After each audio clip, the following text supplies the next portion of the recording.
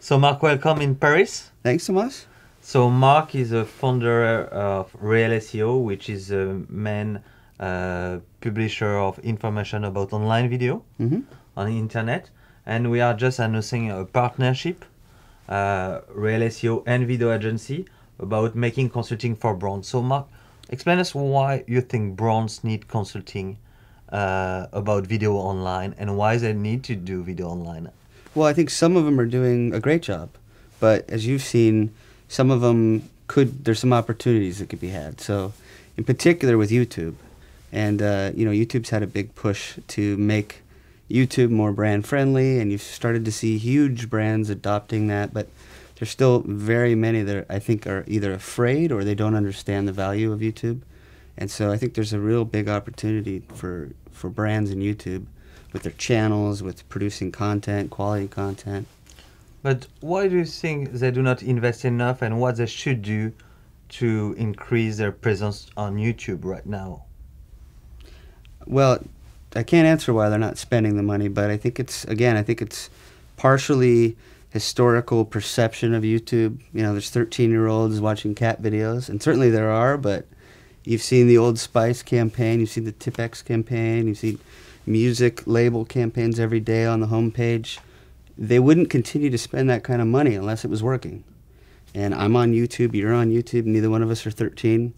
We both buy things. So, and it helps extend reach, and we know it works, and at the very least, it helps with search. And one example I can definitely share with you is Citibank.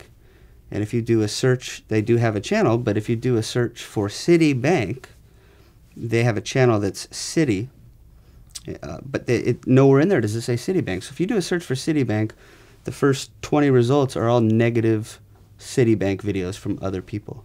So at the very least, there's an opportunity to control your brand presence, and engage with the community. But I think there's a lot of customization that can be done that I don't believe all the brands are aware of. Yes, because there is different kind of level when you do a channel on YouTube. So you can just create your account and put some videos, or you can really do whatever you want basically inside YouTube. And we've seen great examples together about brands who do crazy things around it. Yeah, I mean, some of it, sometimes you have the higher channels, they're called carousel channels, I believe, in France. So you can put a gadget or a widget. Tipp-ex is a good example there. That requires a media commitment.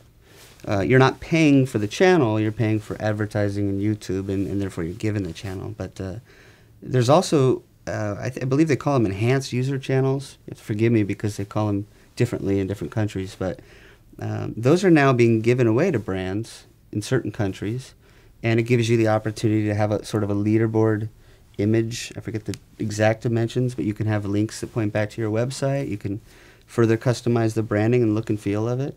And, most of these brands have a Facebook page, and why not have that same presence extended to YouTube, which is the second largest search engine in the world, and in many countries is the second largest, most visited site.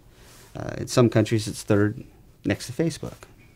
Yeah, and so do you think you have to produce a brand channel for your big brand, or by product, or by service? Because you can also talk, and I was impressed, there is Procter & Gamble who did a channel on YouTube about recruitment, hire new people between 18 and 25, which are the target of YouTube, the main target.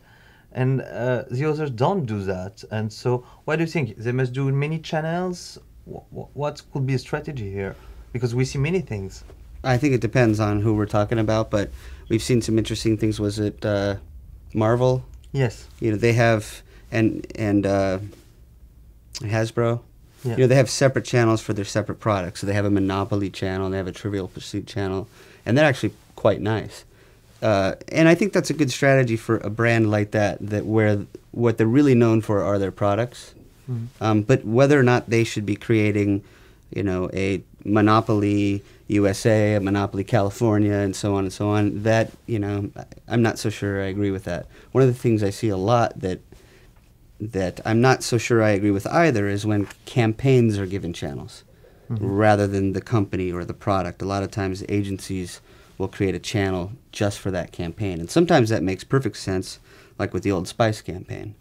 But I've seen many others where there's a very short campaign that's run. They set up a YouTube channel and they do some customization, and a few months later, there's no activity, they don't update it, nothing happens. So if that's going to be the case, why not just put it in your own channel? So there are many opportunities, Mark, about YouTube and brands right now. They have to move forward into YouTube and create their own brands. And so we are developing a partnership, right? Yeah, you guys are the leading experts in Europe, really. And, we've got a pretty strong presence in the States. I think there's a lot of opportunity. We're currently going to work together on a quite extensive research report about how brands are doing in YouTube, what they're doing, what are the opportunities, etc. So that'll be interesting, and hopefully we can help them. Great. Thank you very much. Bye.